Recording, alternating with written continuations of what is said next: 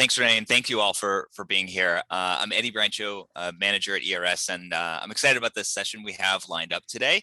And so you can see here our panelists, and let's get right into what the content is that we're going to be going through today. So we at ERS have been focused mainly on the staffing and scheduling aspects of virtual schools. And so we invited the team from Education First to share work that they've been developing on planning domains and key questions for virtual school planning overall. So we'll start by hearing from the Education First team. And then we're going to hear from Gina Wilson, the principal of Tulsa Virtual Academy. Really grateful to have her and Stacy Vinson, the Instructional Leadership Director in Tulsa, here today on the call. So Gina will be introducing you to Tulsa Virtual Academy, the student experience that they're trying to create, and what they want to build towards for next year. And then Gayatri Mehra from the ERS team will share work that she and our colleague Pranathi Ghani have been doing to support the Tulsa team in staffing and scheduling for Tulsa Virtual Academy next year, and they'll lift up some key takeaways they've had in doing that work. Then, as Renee mentioned, we'll have some time in small groups to discuss your questions and challenges. So thank you for completing that opening survey to give us some fodder for that time. So let's get right into it. I'd like to welcome Margot and Grace from the Education First team. Great, thanks, Eddie. Excited to be with you all today. We know folks are interested in learning about or potentially even pressure testing some of their ideas around virtual academies and virtual schools. And want to share just really quickly a couple of orienting ideas about how you can think about this work at a zoomed out level. We've been asked through some of our support to districts in Texas to create a microsite that will be open source sharing. That's led us to do a lot of research, both desk research as well as interviews with districts in Texas and nationally, that has surfaced some ideas and some essential questions that might be worth considering or exploring with your district as you go through this work, and excited for Tulsa to share a little bit about how they're thinking about some of those same questions afterwards. Eddie, go ahead. Thank you. I think, probably goes without saying, you all have probably made so many different decisions in this last year, and always starting with the why. But when it comes to the virtual school idea and whether or not you think it makes sense to stand up a virtual school in your district, really want to start by emphasizing the importance of knowing what you're solving for. What is it that you think a virtual school will help you, enable you to do as a district, whether that's really rooted, and especially if it's rooted in what students and families want and need, but also thinking about the conditions of your district when it comes to health and safety concerns, staffing shortages, district budgets, different considerations that the virtual academy model might actually be able to help solve for. So we wanted to surface first that, if you're thinking about this option, there are lots of benefits to having a virtual academy or a virtual school, but it doesn't solve for everything. These are the explicit things that we think it will solve for, as well as some considerations of some of the challenges in standing up a virtual academy or a virtual school. So in thinking about a virtual school, I know the ERS team does so much around resourcing. There's a lot of resource implications for it, both for the budget as well as staffing and enrollment. What's the impact on enrollment for other campuses if you open a virtual school? And so we just encourage your district to go in kind of eyes wide open and having the space to have a conversation of like, what do we think we're setting this up for? What do we think it can help us solve for from an operational or logistical or resource perspective, as well as what do we think the opportunity is around student engagement and essentially making a learning environment or capturing a learning environment that will support the needs and interests of certain students or families. With that, if you decide to open a virtual school or virtual academy, have essentially come up with 4 steps or kind of 4 phases, knowing that it's not entirely linear here, to help think about how to launch a school. So really starting with building the foundation, there's a whole bunch of essential questions to really start laying out the design for what your school might look like, starting with, most importantly, what is the vision for student success? What should they be doing in the school? What should their experience be like from an academic and non-academic perspective? And then once you've gone through that, building the foundation and answered a lot of these essential questions, how do you build the systems and supports to actually operationalize that plan? And then how do you bring in students and teachers and families to where they understand the how to operationalize that plan effectively before the school launches. So we've got this continuation where you're starting thinking about all of the important questions, from student experience to staffing model to financial resourcing to enrollment to engagement, and building from there to understand how to create a cohesive and coherent school model. It's not just one decision, it's all of these decisions, many of which might be made in separate departments that really need to come together to realize this vision for a virtual school. I'm passing to my colleague Grace to kind of take you through some of the buckets that have emerged. When I say that there's a lot to try to create coherence around here, this is kind of the orientation and how we've been thinking about the different components you need to pull together for a comprehensive virtual school. Yeah, so like Margot said, we're thinking about sort of 4 overarching stages, from build the foundation to ongoing support, recognizing though that within each of these stages, districts need to consider a range of domains. Of course, starting with communication and engagement. Margot mentioned this a bit earlier, but really the importance of understanding what parents and students want and need, and making sure that that is consistently informing what you are thinking and deciding, and then ultimately communicating out to the myriad of stakeholders. Going all the way through the academic strategy, thinking about the implication for staffing and support, down through scheduling, accountability, and enrollment.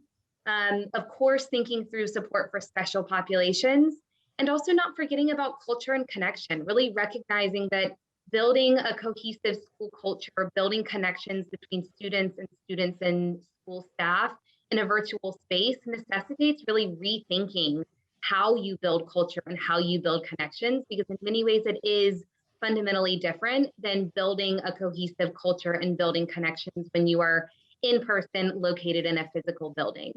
And like Margot said, districts really need to consider how they'll align their work across these domains. That for many districts, you might have different teams who are going to look at individual pieces or individual domains. You might have folks who are really focused on academic strategy, others who are thinking really deeply about scheduling or support for special populations.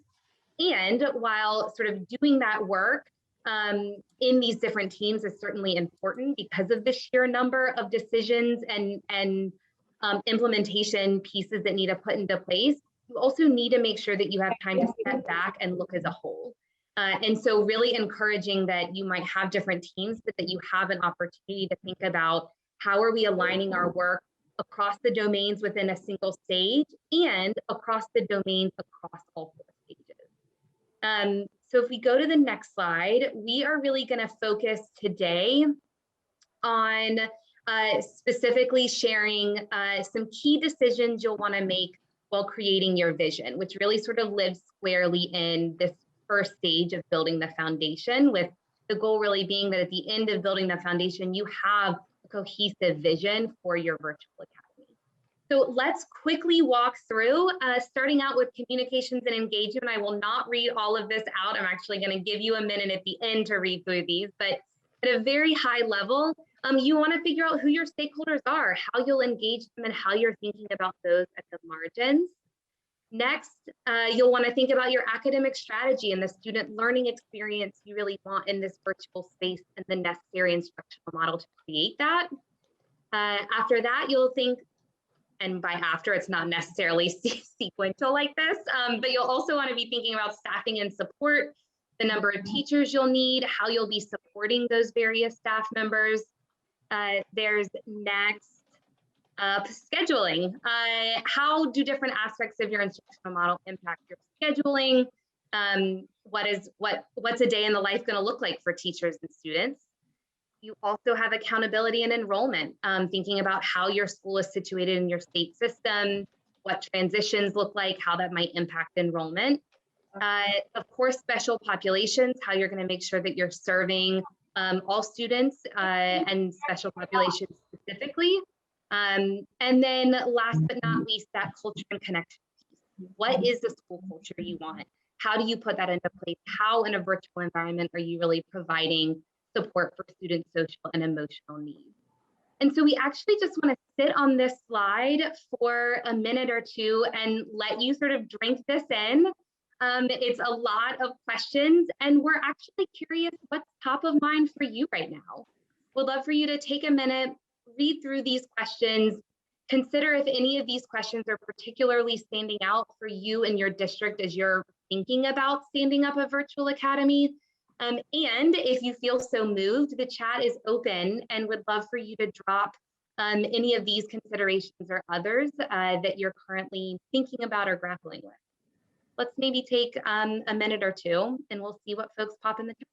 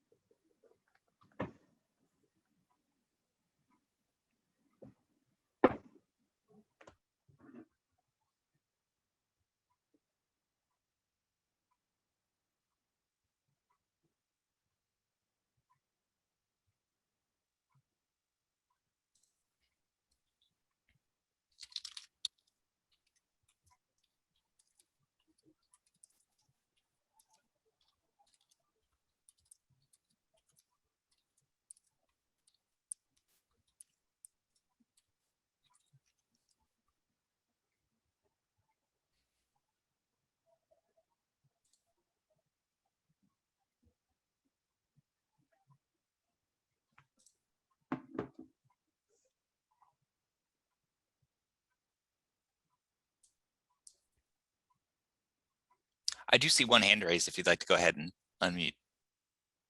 Yes, hi. I was going to put it in the chat, but then I said I was just writing for a while. So was wondering if you want me just to wait until people have captured in the chat, or do you want us to share? If you'd like to go right ahead. Okay. Well, good afternoon. I'm from Fulton County Schools, which is in Atlanta, and we are launching a full-time virtual school in the fall.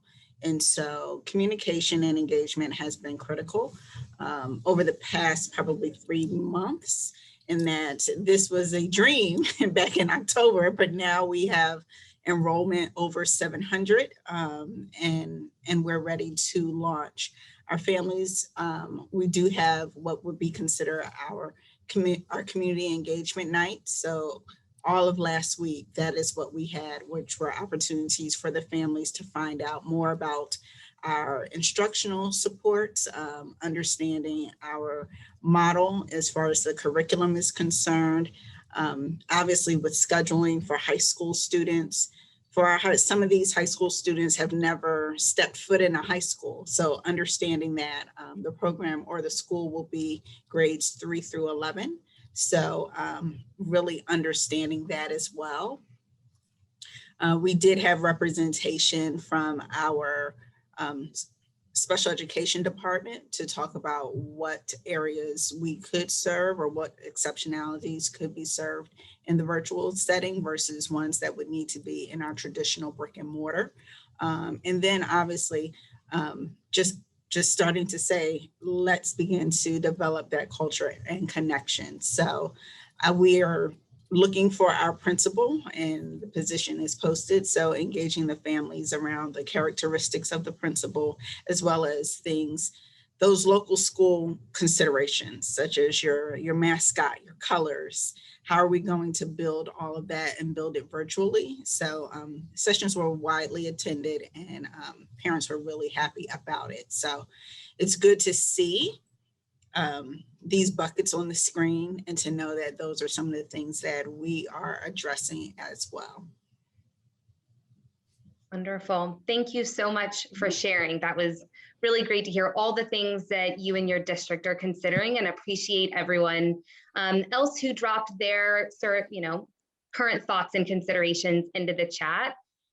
We are actually, I'm going to pass it back over to Eddie so we can hear a bit from Tulsa. But thank you so much for sharing what you're currently thinking about. Thanks very much, Margot and Grace for joining us and presenting this. Gave us a good useful frame for like the overall planning domains, understand, are we catching all of the big pieces that we can? So thanks very much. And now we're excited to hear, to dive into a single case study, and that is around Tulsa Virtual School, Tulsa Virtual Academy. So we're excited to have the principal of Tulsa Virtual Academy, Gina Wilson, to talk through the student experience that they're creating and what they're looking to build for next year. Hello, everybody. Thank you so much for having me. As Eddie said, my name is Gina Wilson, and I'm so honored to be the principal and school leader for the Tulsa Virtual Academy. My direct supervisor and our instructional leadership director, Dr. Stacy Vincent, is here with me today. Although our district had plans to eventually open up a virtual option for schools, the pandemic accelerated those plans. The Tulsa Virtual Academy was started in response to the pandemic, and we estimated a couple hundred families would, of course, choose this option.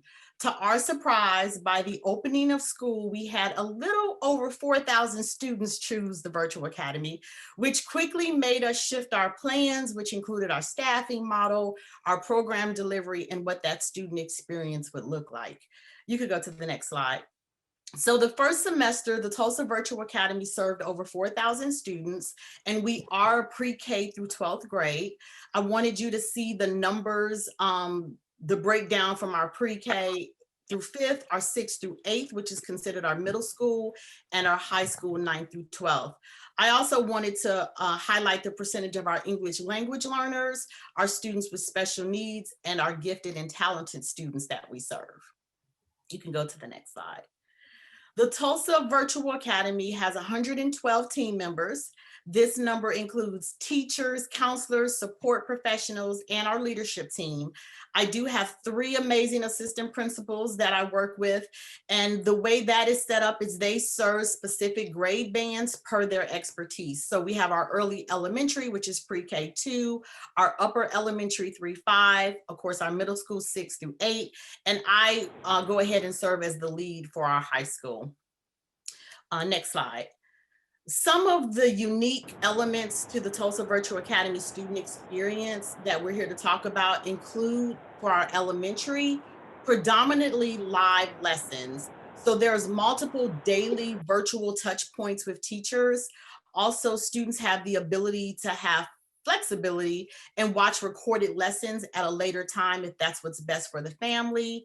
And starting the second semester, our elementary students, we included virtual clubs so they could engage with peers in fun, non-academic settings.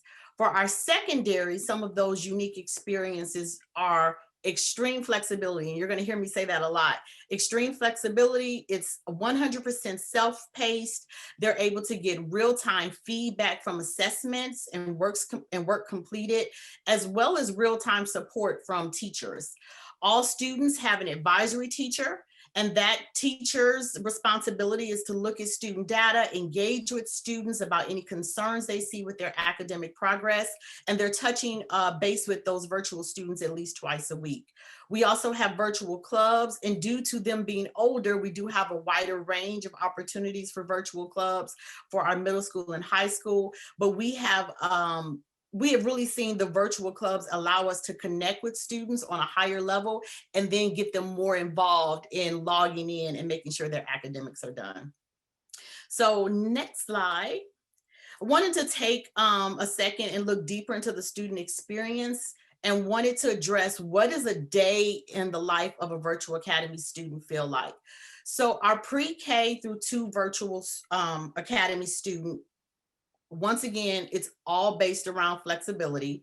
Each day, our pre-K through 2 students have a minimum of 3 opportunities to connect with their teacher via live Zoom instruction. And if they cannot attend a Zoom, it's no problem. It's recorded and it's posted and they can watch it later. Of course, age and developmental appropriateness are central to our program design. And for our pre-K 2 model, we do use our district supported curriculum. So the same curriculum that they're receiving in school, in person, is the same curriculum they're receiving virtually.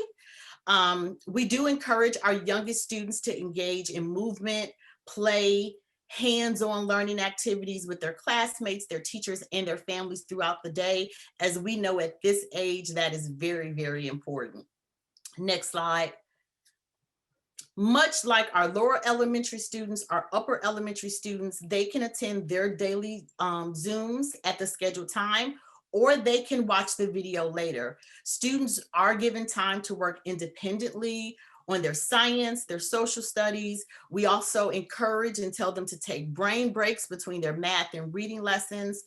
Throughout the day, our upper elementary students are working a lot independently on their daily assignments, but they also have the opportunity to come to small groups for support, or they can get one-to-one tutoring with their teachers. Our upper elementary curriculum is built to emphasize the importance of reading and math skills to actually prepare them for middle school. So this is also the grade band where we really started teaching students how to be the drivers of their learning. And this is where we start the true molding of being the independent learner. Of course, my goal for pre-K 12 is to have students stay with us pre-K through 12. And we are strategically helping students develop skills outside of academic mastery that's going to aid them in being successful in the next grade band. As you will see, each grade band has a higher level of student autonomy, and they need to be prepared for that. Next slide. So just like in our elementary model, the life of a middle schooler is flexible. In middle school, students are 100% self-paced, and they engage in learning that's able to continue to move them forward, but they can do this without the direction of the teacher. Scholars have the opportunity to attend live Zooms with their teacher on any chosen subject. So due to middle school being more self-paced, they actually have the opportunity to look into their teacher's Canvas page daily and see what subjects are going to be covered. And they can make a decision if they need support in that area or if they can handle this module on their own.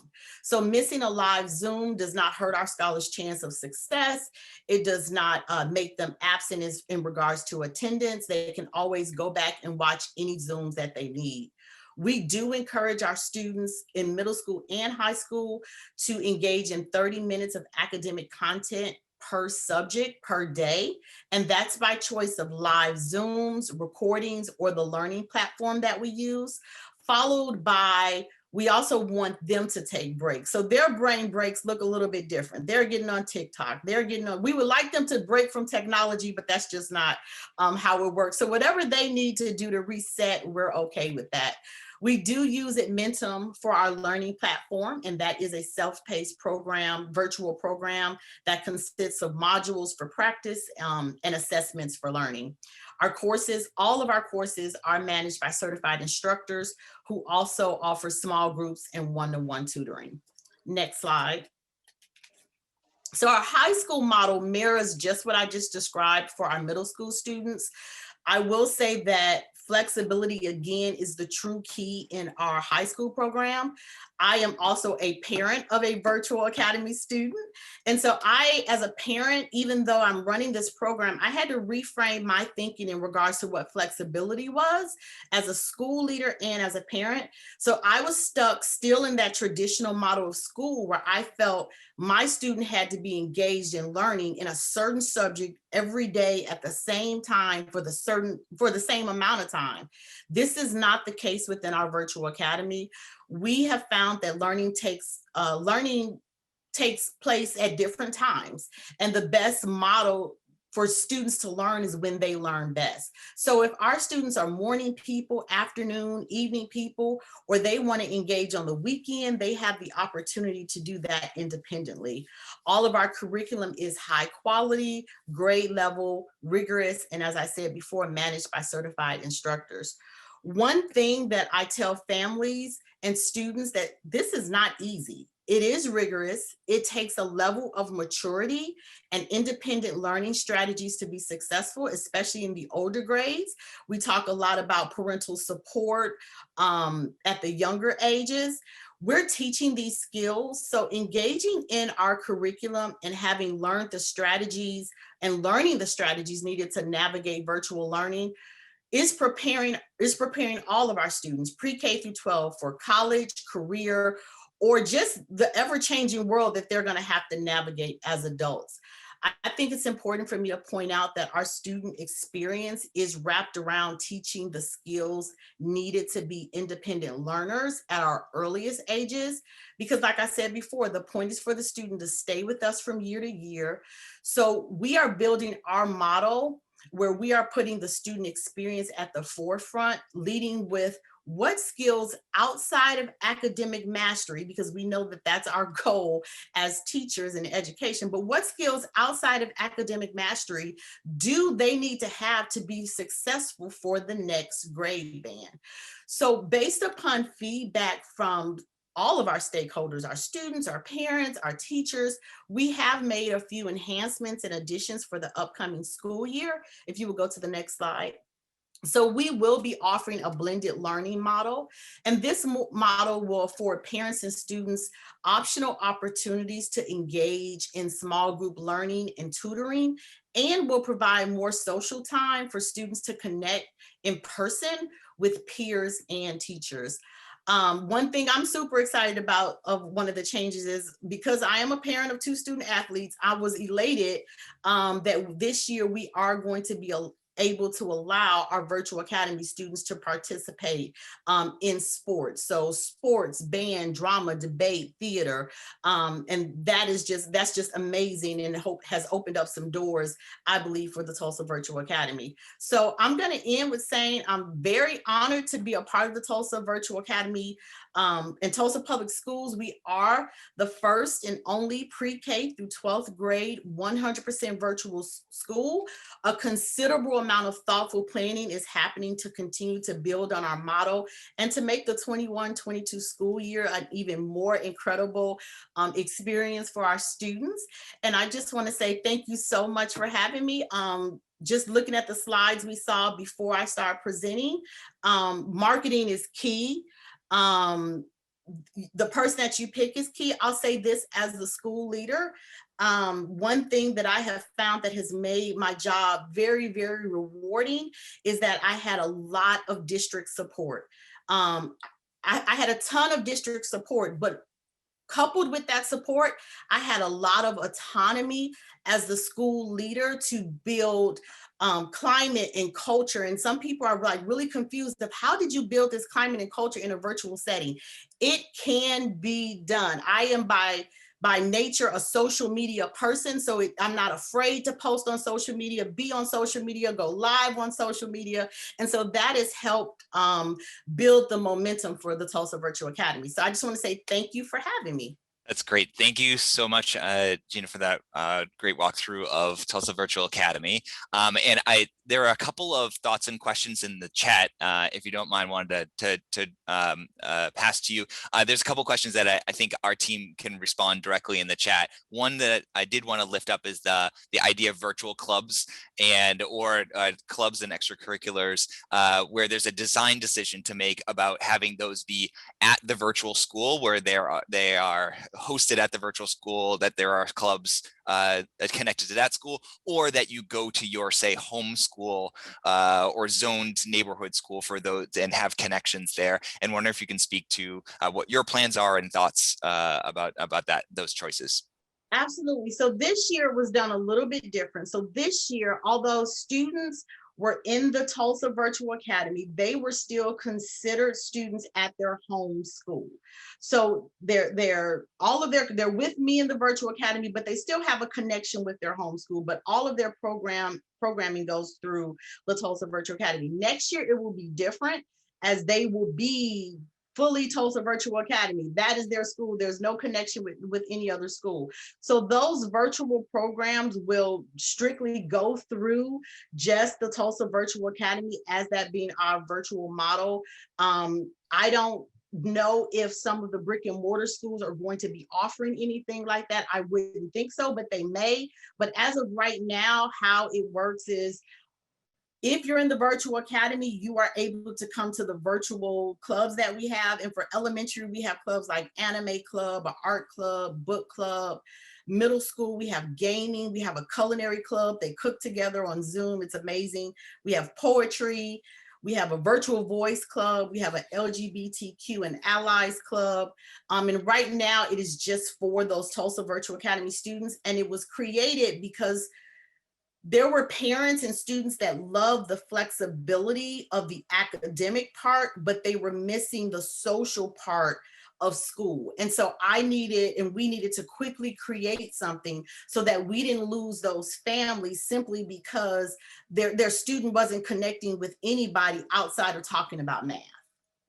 So I hope I answered that question. Yep, absolutely. And then there was one other detail and budget question around providing hotspots or other technology for students, and what was that need-based? Is that for all students? And can you speak to how that's worked and will work? Absolutely. So March of 2020 when all of our worlds changed and we all went to distance learning. And it was at that time that the district went to one-to-one Chromebooks in regards to every student in the district. So when we started up the virtual academy, every student already had a device already. We did get some grant funding, and there was some money that came from some other places that provided us hotspots for students. And we, any student that needed a hotspot said they didn't have internet access, they were given a hotspot.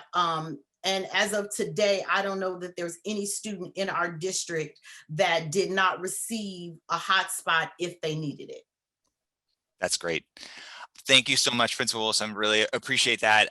There was one other comment and question in the chat around part-time enrollment in virtual schools. And I know that our colleague Pranathi had responded that for now it's just full-time. And I will say one thing that we are thinking about at ERS is that may be how it is now. What about in the future? Is this a way to offer courses, particularly at small high schools, if there's districts that have a number of small high schools? And is there a way to leverage the virtual academy that you have in the district to have part-time or single course enrollment as a strategy for the particular staffing challenges that we face at small schools? So it's something we're thinking about for the future as an opportunity that we see here.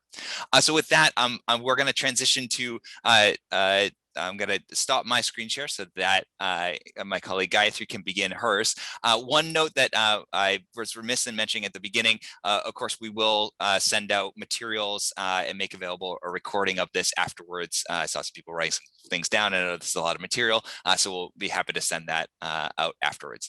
And with that, I'll hand it over to Gayatri to talk through some of the support that we've done in supporting Tulsa Public Schools as they design for next year.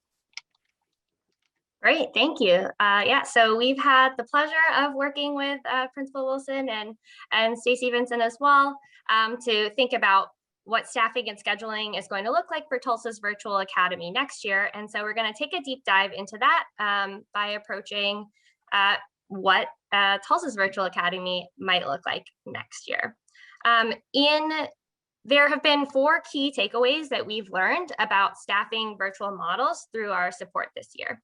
The first is that elementary staffing can be leaner than that staffing at a traditional school if you are willing to make trade-offs in the amount of synchronous time that you have and group size. The second is that in small secondary schools, staffing can be constrained by course offerings. The third is that, virtual models do enable some more creative staffing options to lower costs and shelter and develop teachers. And then that in terms when we think about cost, that there are some non-teacher positions that are no longer needed in the virtual model, but there may be additional positions that a virtual school may choose to invest in. We're not going to be spending time talking about special population staffing today. We know that there is still a lot to learn about what the best model of services is. And so Tulsa is planning to staff their special populations the same way they would at a traditional school for next year as we continue to learn about what works best for students. So we're going to start by diving into elementary staffing.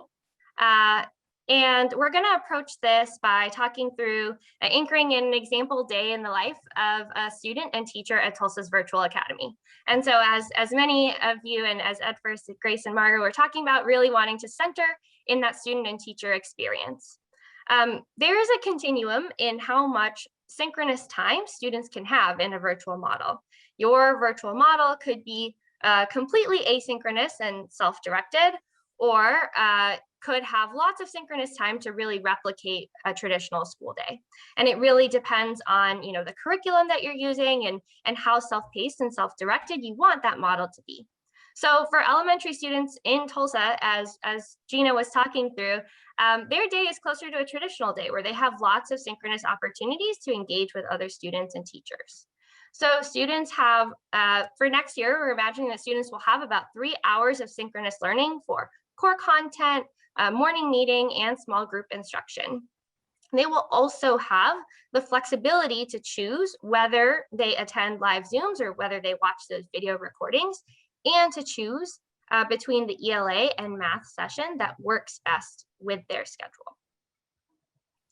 So currently, the way we're envisioning Virtual Academy for next year, they're going to have a max class size of 30 students. And so if you, with those 2 ELA sessions per day, there are up to 15 students in each session. It is possible to have leaner staffing and increase max class size, but that comes with 3 really big interrelated trade-offs. The first is around increasing group size. And the second is about having shorter or fewer synchronous blocks of instruction for students. And the last piece is around decreasing time for teacher planning or one-on-one support or communication with families. As we've discussed also, curriculum is a really key factor in determining the amount of synchronous time that students have. And so in Tulsa, grades 3 to 5 use cadence, which requires a little bit more teacher support. And so this changes that 3rd to 5th grade student experience in a few ways. One is that they have longer instructional blocks of 60 minutes instead of 45. Because we have those longer blocks, each content is only offered once. And this means that group size for ELA and math is bigger. Students aren't split into 2 different groups. And so you can see there how those 3 trade-offs of synchronous instruction, group size, and teacher time is playing out. So want to shift to talking about secondary staffing, which is similar to elementary, but has a few additional constraints related to course offerings. And again, as Gina spoke to, Tulsa secondary student experience is even more flexible and self-paced than their elementary. And we think that's likely to be true for secondary models in general. So students still experience many different types of synchronous support. They have live Zooms, which are here in yellow. They have time for small group instruction and office hours. And these times can be adjusted based on student needs and priorities. So for example, in this illustrative schedule, there are 4 math live Zooms per week, since that's a priority, while other content areas only have 2 live Zooms per week. To re-engage students who may be working in the day, you could also consider having evening Zoom sessions for those students as well to maximize flexibility. And then as Gina spoke to, one key evolution for next year is that 1 day per week, students will have the option to participate in blended learning, which will include also opportunities for those clubs and activities to meet in person. And this will also exist for elementary students. So in Tulsa, right now we've felt comfortable having secondary staffing be a little bit leaner than traditional schools because learning is self-directed.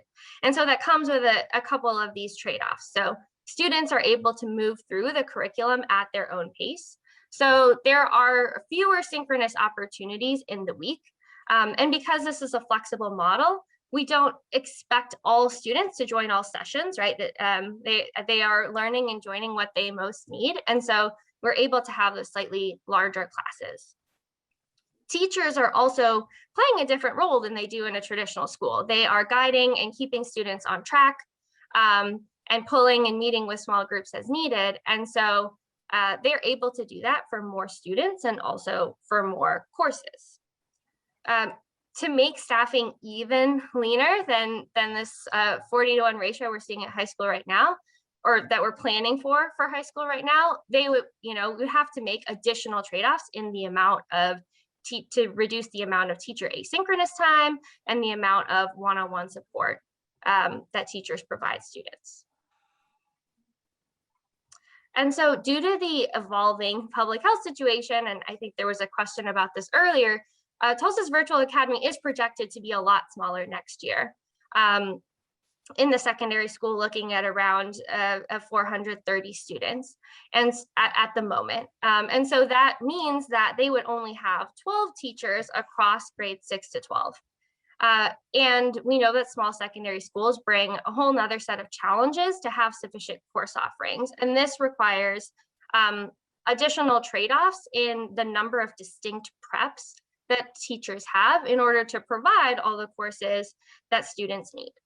So looking at how this, an example of how this would play out in Tulsa's Virtual Academy, you can see that, teachers might have 3 to 4 preps for core content, and as many as 4 to 5 distinct preps or, distinct courses that they teach when we include electives and advanced courses.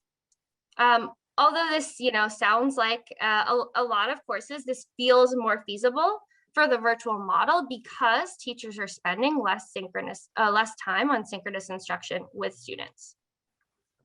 Another challenge that this small secondary virtual model brings is hiring teachers who are certified in multiple areas. And so, a key consideration for next year is hiring teachers who can teach across middle and high school, or who can teach across content areas. For example, looking for teachers who could teach biology and chemistry and physics. And so then want to shift along to also highlighting that, while there are some challenges to the secondary schools, there's also ways that we can enable some creative staffing moves in a virtual model. At the elementary level, one way you can have creative staffing is to leverage TAs to reduce group sizes at a lower cost. So for example, having 2 teachers and a TA to provide a small group or one-on-one support instead of 3 teachers. And in a virtual world, there's potentially a wider applicant pool of skilled TAs. Another opportunity to, creative is to implement shelter and develop models for rookie teacher support. So you can pair rookie teachers with mentor teachers. You can have your rookie teachers and mentor teachers co-teaching larger combined groups of students, all of which is much easier in a virtual world. And a third option for some creative staffing is to have teachers specialize in a few content areas to reduce the planning load that they take on. And so, having one teacher who is responsible for planning just a couple of subjects and teaching that to the full large group and then moving in and out of breakouts. Again, moving between those large groups and small groups is easier to do in the virtual world than perhaps in a traditional school. When we think about secondary schools, there are opportunities to offer sufficient courses and programming through some more creative ways. In a traditional secondary school, you can do this by sharing staff across middle and high school, purchasing additional teachers through Title I, and sharing teachers across schools. In a virtual model, there's also the opportunity to use an external provider to support elective instruction and more specialized core content. So for example, Edmentum, which is what Tulsa uses, has that option to have a teacher support students in courses. You could also hire part-time teachers for course coverage or connect students to other open courses for them to access content. So now we focused so far talking about like what does general ed staffing look like, and so want to talk about non-teaching positions as well. And so there are a number of non-teaching positions that aren't needed in a virtual model, primarily because students aren't in person in the building. And so, you'll see here that we're projecting having fewer administrative staff, such as like clerks or principal secretaries at Tulsa's virtual model.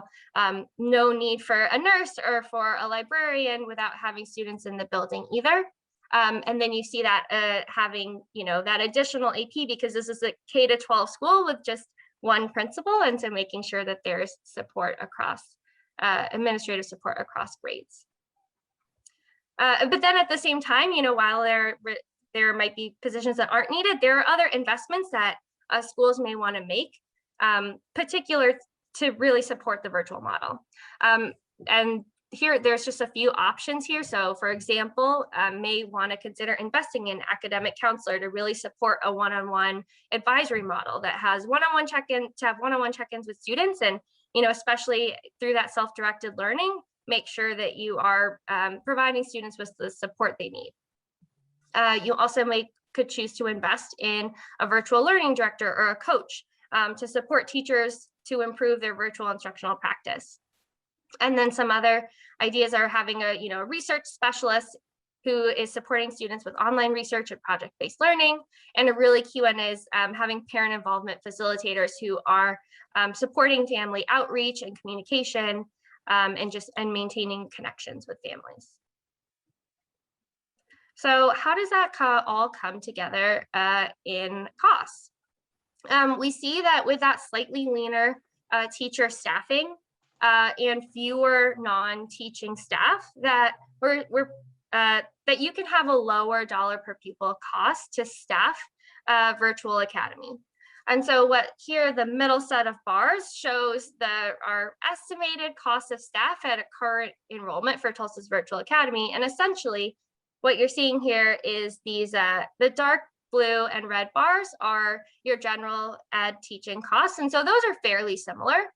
Most of the cost efficiencies are coming from the fact that you need fewer non-teaching staff. So that's these light blue and light red bars. And similar to traditional schools, you can see that virtual models with low enrollment are going to have higher fixed costs from non-teaching staff. And so that as enrollment is increasing, your dollar per pupil is decreasing.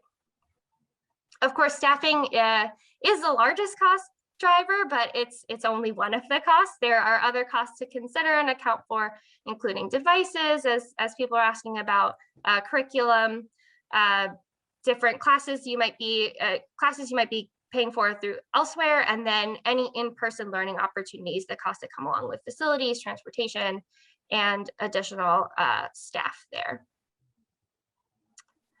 And then we've also found that as we've been supporting Tulsa in their planning, that a number of questions have come up about enrollment and about their portfolio. So wanted to raise some of them here so that you can be planning ahead in case these haven't come up in your district.